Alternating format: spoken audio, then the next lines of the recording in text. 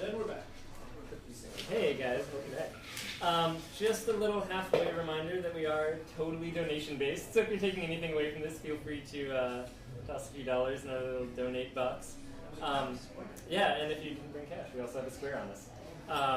So don't try to come up to me with that excuse, or you'll still end up getting money. You'll have to come up with a much better one. Put cash in. Cash go. So, does anyone feel like hopping up to workshop some customer service at all?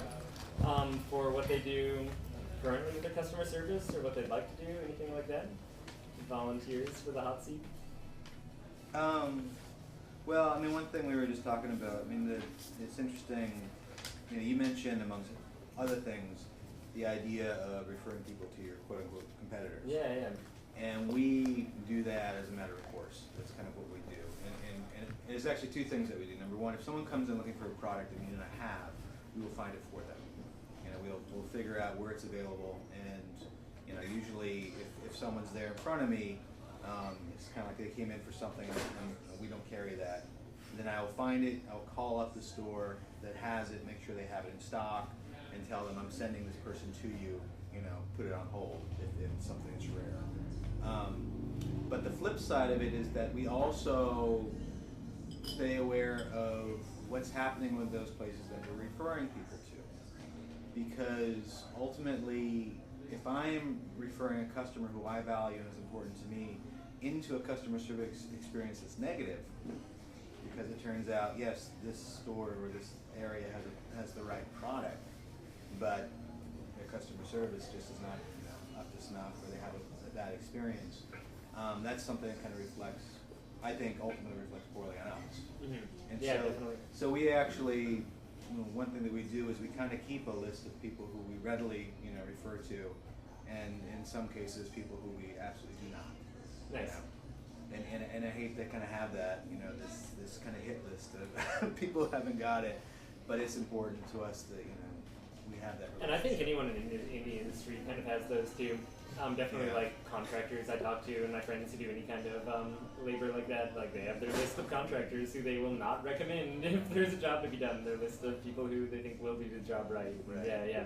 And I should say, as a matter of policy, it's not like that list is visible to a customer. It's not like, that we ever speak negatively about any company. Yeah. And even if somebody mentions something that may be on the list, the question, it's just like, I don't know about them, or it's some kind of aside, or I've heard of them or something, but nothing that kind of speaks to, well, don't go there. Totally. So, because ultimately we're all businesses, and I wouldn't want anybody speaking. I mean, if there were any kind of poor experiences, I'd want them coming to me and hope and be able to get that. Right. So, Yeah. But in context of not speaking negatively about another business or thing, I remember my mom telling me this story about how she went to get her hair cut, and the woman was cutting her hair, and she just kept saying, "Oh, whoever cut your hair last time, I mean, just really, they really just did a horrible job." And she kept going on, and my mom stayed quiet. And finally, at the end, about the fifth or sixth time, the woman says, "Well, just who cut your hair last time? I mean, they just really." She goes, "It was you." So I mean, that was like a direct correlation. How this can reflect back on yourself is that when you're willing to just basically sort of talk trash about other people, I mean, it's really going into your own business ethic. That you don't want to get caught up in that game.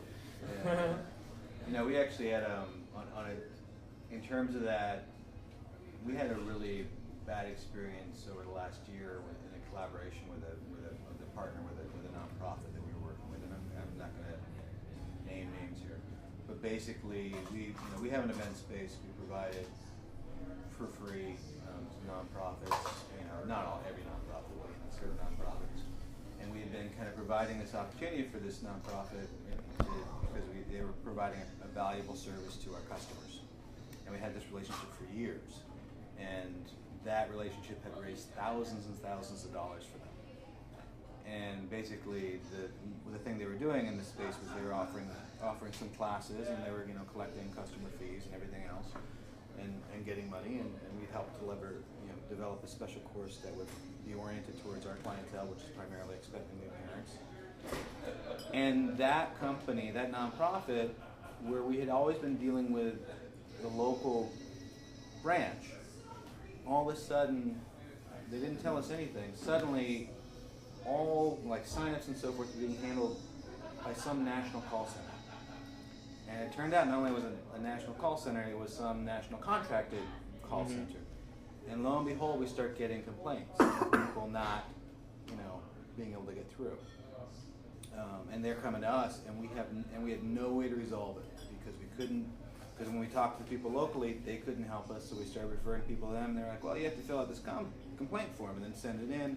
It was this. All of a sudden, there was this whole horrible process with regards to trying to get these issues resolved. And we even came up with a variety of kind of like workarounds and said, "Look, we would like to continue to have this relationship. How can we make this work?" And after a series of months, and it just was going nowhere, and we took a break, we went back, took a break, went back.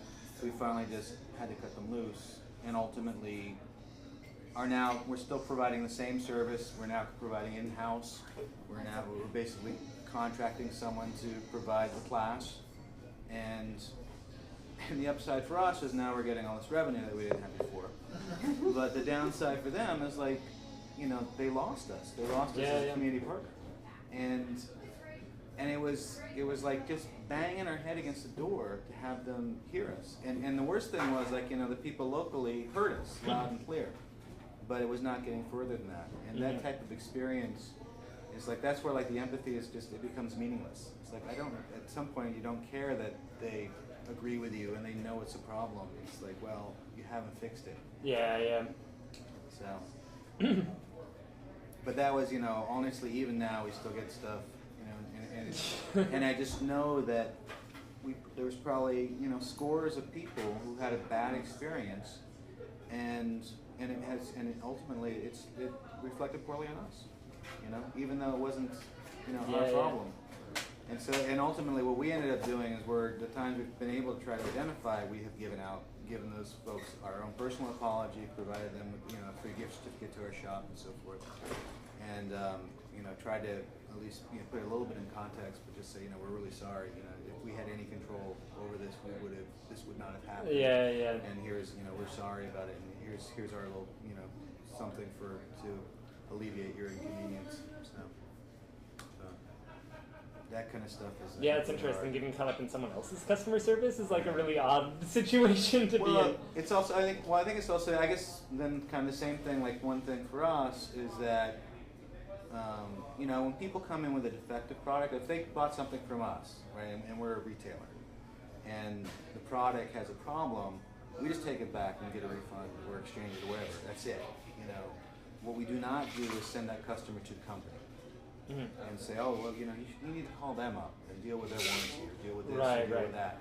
And that's because, to me, it's they're coming to me with a problem.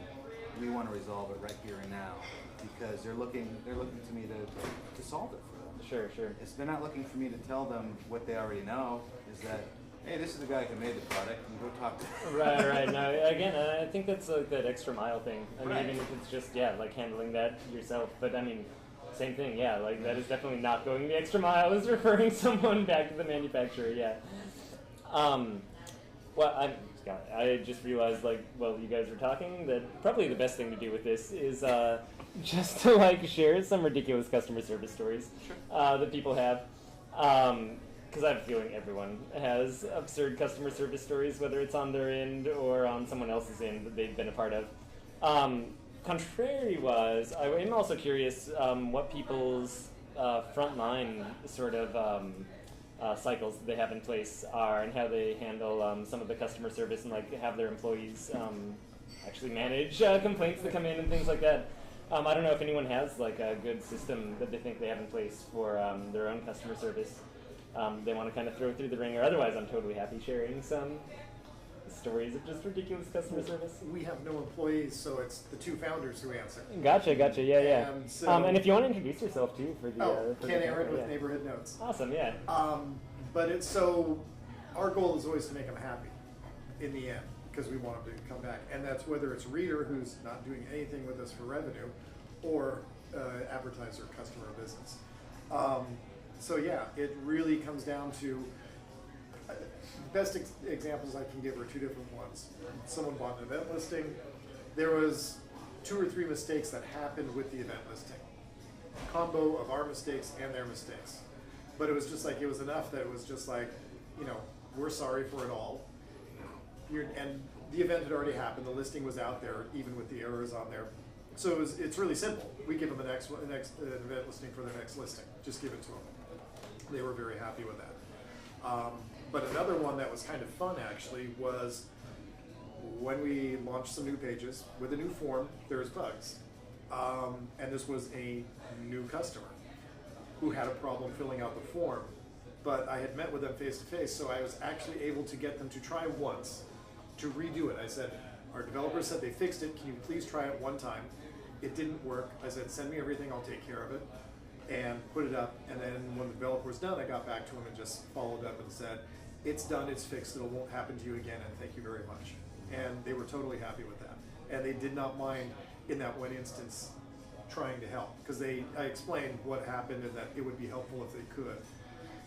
They were totally open to that, and really, it worked out very well in the end. They'll be back. That's awesome.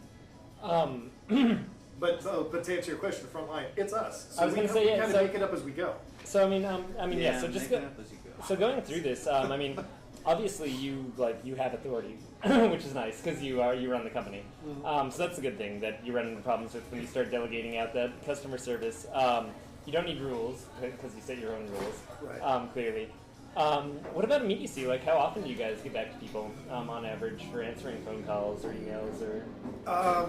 We don't have a set time, but we often hear back, "Wow, that was fast." Nice. Yeah, that's good. That's good. Because one of us is usually online, and so when something comes in, if we see it and it's an issue that someone needs an answer on, we turn around and deal with it pretty much right then.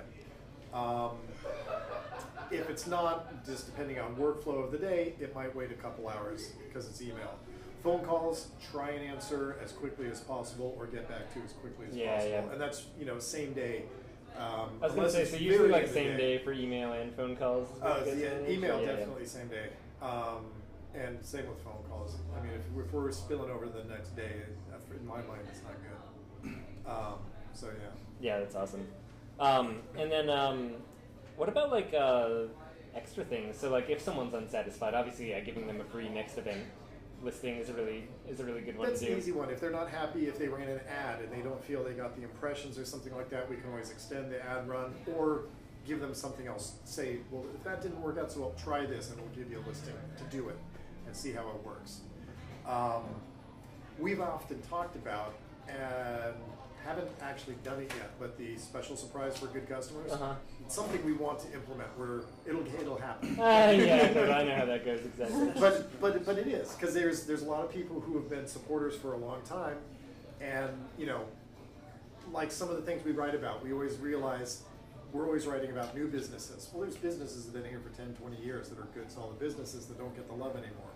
So we try to work them in. So it's the same thing with our customers. Yeah, totally.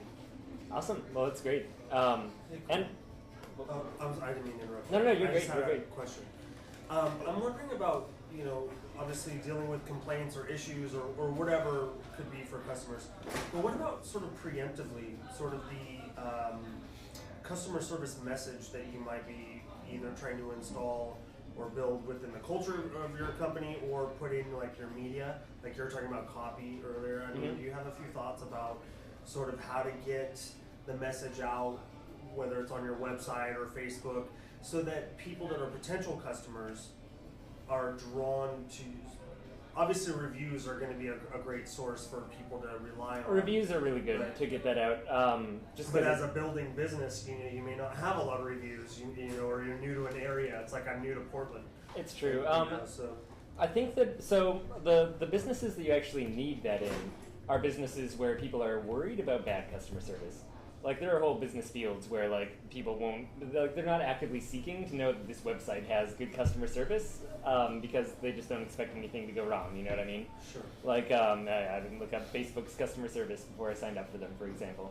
And then there are other ones where you almost, so that's where you see lawyers offer free hour-long consultations. or something like that to kind of let them know. Testimonials are a great way to get that customer service feedback out there. I mean, really, it's making a story out of it, and I'd say someone else telling the story for customer service is the best. You don't want to say, we provide great customer service, here's how we do it. But having someone else say something went wrong, they did this thing, they made everything right, it was brilliant is great. So I think you nailed it, testimonials. The other thing that really helps, like I said, is setting expectations right, to kind of stop those complaints coming in. And other than, being totally honest with things, I find that doing a roadmap, and I will just be a huge proponent of this during almost every cake session, but writing out just step by step what will happen after they click the buy now button is a really solid way. That's kind of preemptive customer support, saying okay, you will order this, we will send you this, we will do this checkup after so long, you will get these parts, we expect to hear this back from you if you want to register a product, and then you're done. It's oh, well that was even more detailed than I needed. I probably won't register the product, okay, great. But it just spells out exactly what's going to happen in terms of emails that get sent, any responses that they're expected, things like that. Does a ton, I think, to establish that you're very professional, that you've thought of all the stuff, that you've been through it before, and you can set it up, once again, without any customers or without any testimonials or kind of as a new business. It also lets you really own up to your faults, too, is what I find with roadmaps, saying okay, we can't quite do this as fast as we like, but if you want to do this and this, then we can also do this kind of section. But really, once again, being human and open and honest about it and really shedding light. I don't know if that was kind of answered your question, but roadmap and testimonials are my two advice for that. Probably having an easy way for people to get in touch with you. Sure. There's a really good, your phone number's right there, and they can call. Oh yeah, I didn't even talk about that, but they're gonna know that they can reach you, and that's gonna do a lot to know that if something comes up, you're gonna be there. Yeah, that was one thing that actually my sister had some really good advice for. I was building a website for my business, and there's multiple pages on the site. And she was just have your contact information on every page. Yeah. So that's they scroll through, look at the bottom, oh, these pictures are great, hey, boom, contact. And, just having that sub-menu bar at the bottom really made a big difference, because then people can find you wherever they're at, and they don't have to stop and think, where is this guy? And that's a really big point. Yeah. That is actually really true, and a couple words on that too, which I found to be true, / also anyone else who I've talked to business-wise, but I always put my personal cell phone on every single email that I send out, as well as my business phone number, as well as my personal email address. And same even on websites, I just have my personal cell phone up on several websites right now, as well as my personal email address. And you know how often I get called by people who I don't expect? Hardly ever. I actually think maybe twice a year I get a phone call from someone who's just oh, I found your website on number on this website and had a question. It never happens. But it's awesome. It's awesome to do. It's awesome to say if you need to reach me, here is my personal cell phone. And just so you know, and I've heard this from every other business presenter I've ever heard who does the exact same thing, no one hardly ever calls you. It's a very risk-free way to just seem awesome. And the people who do call you, you get to help them out. And they're really? I just called this business guy on his cell phone and got a hold of him? That's ridiculous. And you get to do, that magical kind of accessibility thing. But you definitely don't get overwhelmed. If you do, just take it down. And it'll be down the next day, and you'll stop being overwhelmed. I definitely highly suggest throwing up the personal cell phone and personal email address, especially on internet-based businesses that aren't brick and mortar, where they have less chance of running into you in person. It really adds this space and this nice accessibility to it. Yeah. And if you really want to get around being called at 2 in the morning, you can get a Google Voice number, and you can actually set the permissions as to when it will actually ring through to your phone for Do Not Disturb between 10 at night and 6 in the morning. So you can use a secondary phone service to do something like that. Google Voice is free. So, yeah. That's what I do. Very good tip. I think this might be the first time the cameras actually looked back at you in this little position. This is where our home is, by the way, that we run things from. I'm looking at myself, I'm Well, one thing we found is on the generic email, as far as people want to get hold of us, it's not info, it's talk at neighborhoodnotes.com. Right. And it's inviting, and it's very open-ended. So what we found is we get questions even though we're only city of Portland is what we cover, we get questions from suburbs I want to get chickens in my city, but I don't know blah, blah, blah, blah, blah. what department at the city do I talk to? What, you get to, that was you, Ash? But we get those kinds of questions. That's amazing. And we answer them, or at least direct them to the right person.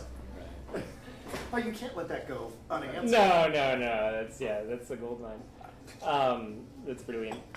Yeah, and it's true. Weird things like that are actually gold mines. Like any weird questions or weird points of contact you get are like just like a customer begging for you to do something awesome that they can spread around. Yeah, I love it.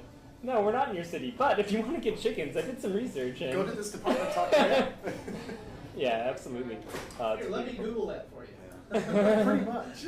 Well, you know, on a related note, it was interesting during the break, we were talking a little bit about social media, and this is something that, with regards to, one of the things I think about with regards to that kind of electronic communication or that kind of electronic engagement, like that's what social media is, or, you know, newsletter, whatever, is this is just another opportunity to engage your customers and talk to them, you know, in a way so they can hear your voice and know, look at you as a resource and know what you're all about.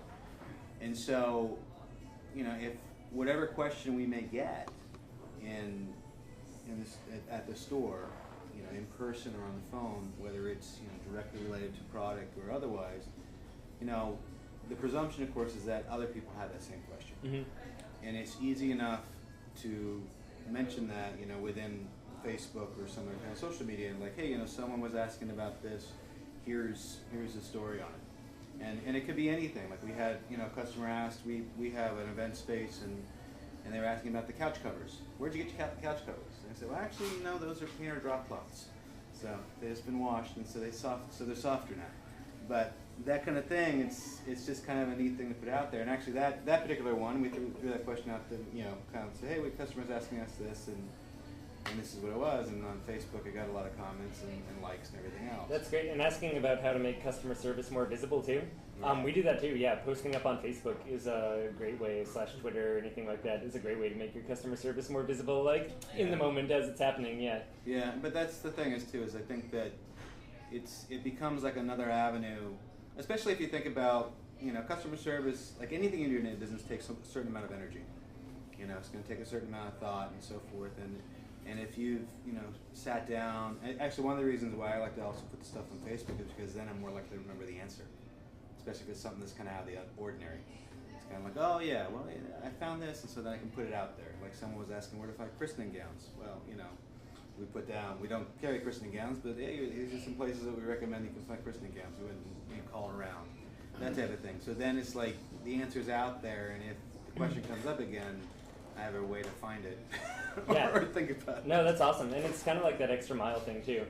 And I think like the more creative you can get with it too, and the more you can like actually like really push that envelope when those comes in. Yeah, like, you know, doing research for people is great. Like actually posting that research up is like, yeah, even better. And you know, like months later following up, see if the person used that like place and if they're happy with who they went with that's is like a good question right there. I don't know about that. Yeah, right.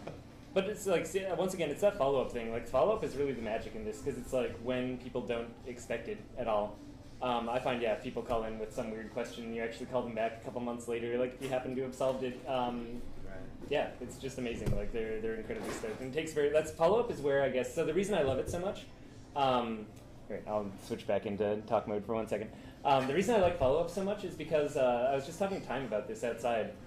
It's low-hanging fruit. You can do very little with follow-up, and it'll seem amazing just because follow-up isn't standard. So as far as like bang for your buck that you get, yeah, pursuing someone down the road is an awesome time investment and seems way cooler than it actually is. Like taking 5 minutes to send an email seems like you took hours of like your life over the last couple months to research something. And I wanted to mention a couple things too that Time and I talked about, just because I think they're good to have out there and relate to this worksheet too. One of which is I wish I could, which Time mentioned, which is just like a really magical phrase. In the sense that someone has a complaint or someone has especially something that they want extra from you that they think should just be added onto your service or come complimentary or something like that. And just being able to say, I wish I could, is 4 magical words that really does kind of capture that empathy. And really ties into what I was going to tell you outside but decided to save for this part was I was reading an awesome study on justification. And human beings are a sucker for it. We love having things justified. They did a study with copy machines, copy, not coffee, where they had someone come up like at a Kinko's and just try to cut in line essentially and start making copies. or ask so that didn't work. It turns out people don't like it when you cut in line. And so then they just had them ask if they could make copies. Like, hey, can I make copies on that machine? And someone else is already making them. And they got turned down a huge percentage of the time. But then if they added in any justification for it, so then they'd say, can I make copies on that machine? And they'd be like, well, why? And they'd just say, like, well, I just need to make these copies really fast. Which is, like, not saying anything. Like, it's just saying, like, I just need to make copies. They were so much more likely. I think it was, like, it like, doubled the likeliness that they were to actually lend over the copy machine, which I think pushed it past 50% mark of people who would just, like, give up the copy machine that they were using to someone else just for saying, like, oh, I just really need to make copies. But it's that same thing. Like, the I wish I could is, like, enough justification for our simple human brains to say, like, oh, well, I guess they just can't. And that becomes reason enough, which is great. Without telling them no. Right, Like without telling them no, yeah. It's like it's a very indirect way to say that that's just not how we do it. Way better alternative to I can't. Yeah, they don't feel rejected. They just feel like, oh, it doesn't work that way. Right. Yeah. It's systemic. It's not. Yeah. It's not me. It's the system. It's yeah. the laws of physics. I can't give you extra pictures. I wish I could. You know? That's so good. And the other thing I was just reminded of that with this, which was low-hanging fruit, which is to say that the things that seem impressive to customers are not always the things that take the most time or that seem impressive to you. And I realized this when I was doing treasure hunts back in the day. So I was designing like custom adventures for people, like really elaborate, car chases, and you could go up in a helicopter and find a clue on the ground, like hacking into email accounts and stuff like that, which was my first business that I started up. But what I found was so you get obsessed with making clues when you do that, and like codes and things like that, which also means I randomly know like every cipher that's ever been used in the military in the last however many years.